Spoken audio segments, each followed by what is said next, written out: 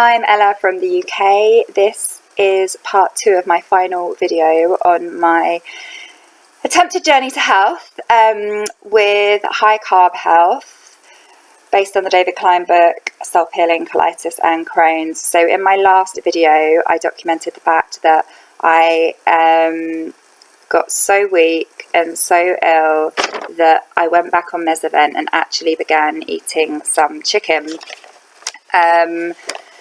And I also then began my emergency enemas, which are enemas that you put in twice a day to try and reduce the frequency of bowel movements and in the blood, basically, which was still about 15 times a day. Now, what's really interesting through all of this is that with regards to a typical ulcerative colitis flare, I know other people around me thought it was bad. I genuinely didn't think it was bad. I was going to the toilet 15 times a day. Sorry, yeah, that can be a bit exhausting, but I wasn't in severe pain that I've been in the past. I knew that my inflammation wasn't horrendous because I know my body now. I'm used to my symptoms. It was purely the nausea that stopped me being able to eat and led to kind of like body shutdown. This was actually proved when I got my blood tests. My inflammation markers were at 15. They're supposed to be at 8, so fair enough, they're double. But I mean, I've genuinely had them in the 200s before. And I actually said that to my consultant. I was like, oh, they're pretty good. You know, I thought they would be. And again, he went mental and was furious. And he was like, they're not good. But I was like, well, comparatively.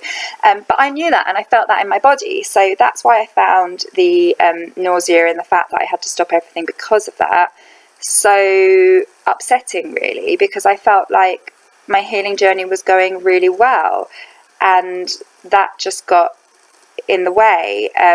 So I do feel like it could have been avoided, what happened, and I potentially could have had a successful detox, but again, that's something that we're never going to know, and it isn't what happened. Now, I have some complex illnesses on top of ulcerative colitis, and so I said all along that you know, a detox can have a much bigger impact on me, on my body. It can affect me in different ways and my recovery, and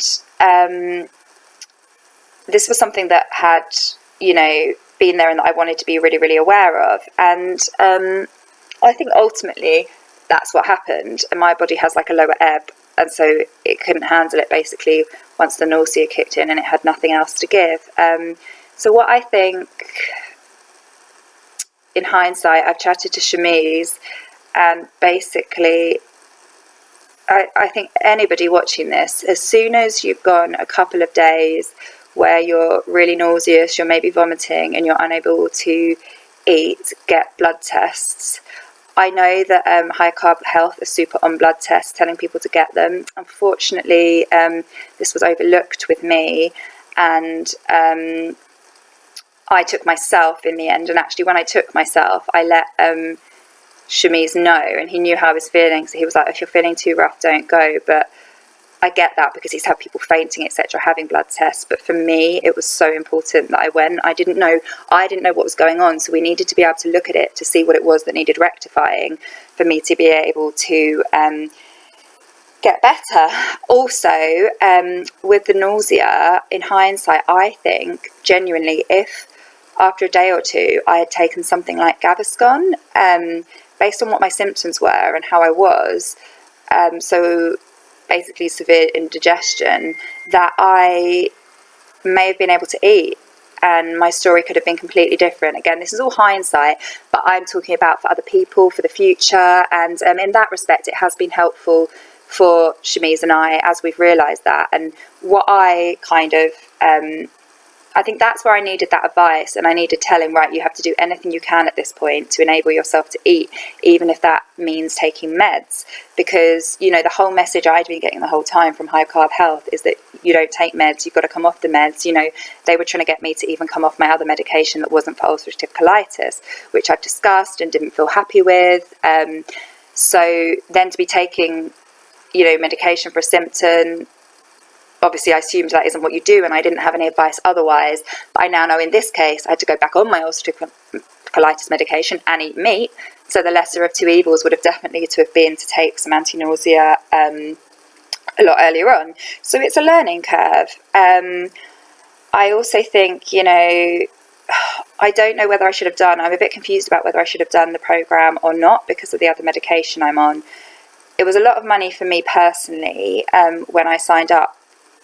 So I specifically checked that and they said it was fine. But again, there were mixed messages throughout about coming off these medications. So perhaps I shouldn't have even started that. I mean, I know at one point when I was discussing this with Shamiz, he was like, I didn't even know you were on medication. But I gave them my whole list in my first consultation. I made it clear. I spoke quite a lot about the fact that I was worried because of my other health issues. Would they complicate things? Would they affect it?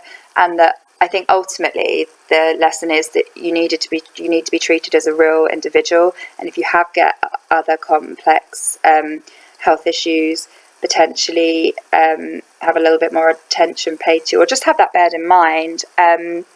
So I'm by no means kind of laying the blame on High Carb Health. It's a learning curve for us both. And I do think what's really interesting is, you know, Shamiz said to me, what I found with you is that you're so relaxed and so confident and like you're in control that, yeah, maybe I did just kind of think, oh, she's fine. And you know what? He's completely right. As I mentioned before, you know, I've had this health journey. I feel like I know what I'm doing, but I absolutely want to listen to them and have their guidance. And that's why they were there. But I had months and months and months of zero symptoms whatsoever on this detox. So during that time, of course, you know, I was confident, happy, didn't really need any assistance. But then when the shit hit the fan, so to speak, that's when I felt like I really needed the help and needed the assistance. I felt like I was a little let down. Because I felt like I kind of almost wasn't taken seriously. Like it was like, oh, eat more potatoes. You know, I wasn't being told, oh my God, like you need to go get blood tests. And, you know, you've got other illnesses that might mean that you kind of get weaker quicker or whatever. But as I've said, I think it's a lot in my personality. Like Shami's like, Ella's got this under control. Like she's totally fine. So there's me thinking that I can sit there and be confident and happy, but I'm describing my symptoms and that's what he'll be listening to, when I forget that obviously I'm giving off an aura as well as what I'm actually saying. I do think as well it's difficult because we got on so well, and you know, what I do think is that in some respects our communication was an issue, in that I do feel like I tried to communicate sometimes how I was feeling, but I felt, and again, this could be my issue, not theirs, I felt that I was sometimes a little bit dismissed. So that if I had anything that could be viewed as negative, like saying, I'm so disappointed this has happened, that it was kind of like, well, don't feel disappointed, don't think about that, like that's just going to make you ill, you've got to move on to the future, which is fine. And I totally get that, and I actually don't think being disappointed needs to be a negative or a positive thing. Like I'm not putting judgment on it, I'm just saying how I feel. But I felt like it was kind of dismissed, and I almost can't say how I feel because it's like I'm being negative. So I think that's where, like, that's a personal thing where we kind of maybe struggled a little bit, and maybe that led to some of what actually happened. I do want to say it was traumatic, it was horrible, but I would genuinely consider doing it again in the future. Which I almost feel like I'm not allowed to say because all the people around me in my life would be absolutely horrified, and like I know that I won't have their support, and I mean everyone from people I work with to friends to family. I guess they see it as a form of kind of self-abuse, and I understand that. So I don't know how I would do it by myself, but the reason I would do that is because, as I've said, I believe the detox itself was genuinely working. It was the nausea that got in the way. Like I wasn't horrendously inflamed. Things were going so well, and I was like all very chill with it. I absolutely believe in the process. I believe those foods work, based on the fact that, you know, fair enough, I was on meds, but the whole time that I was on meds and reducing on that diet, I had no symptoms whatsoever. Whereas I had been on meds, not eating that diet for like however long, and still getting symptoms. Other people, it has worked for them. Like I've connected, you know, via Facebook, via Instagram, for people that it's worked for. I don't understand, and I said this to me, I don't understand how, if they get to the point I was at, they get through it, because there was no way my body could go any lower. But that's where I think my other health issues come in. And like, I was starting from a basket completely empty, and I don't mean with ulcerative colitis. Other people might be empty from ulcerative colitis. I mean from years of bad health, whereas they had that basket, so the basket got to empty first, which is why I kind of couldn't carry on, if that makes any sense. So basically, I think if I did it, well, I would like to think I'll do it again in the future, but it genuinely won't be for a few years, because my body needs to build up. It takes a lot of time for my body to recover from things like this. But I, in the meantime, want to come off my other medications for my other illnesses, so that they're not an issue. And I think, having learned what I have about if you need to take certain medication on the detox, to enable you to be able to eat or to go through the detox, I think that will really, really help me. So that is why I would consider doing it with that knowledge in the future. Now, I know that any of the times that I did feel that perhaps I didn't get the best advice or advice that I needed, it's purely because High Carb Health is so passionate about what they do, and because they know it works. So they really, really just want to help you and just want to get you there. Dietary wise, they gave me some really, really good tips and some really great adaptations, stuff that I wouldn't have thought of. They kept me going when I was like, I'm sick of this, you know, they worked out that kind of stuff. So that was fantastic.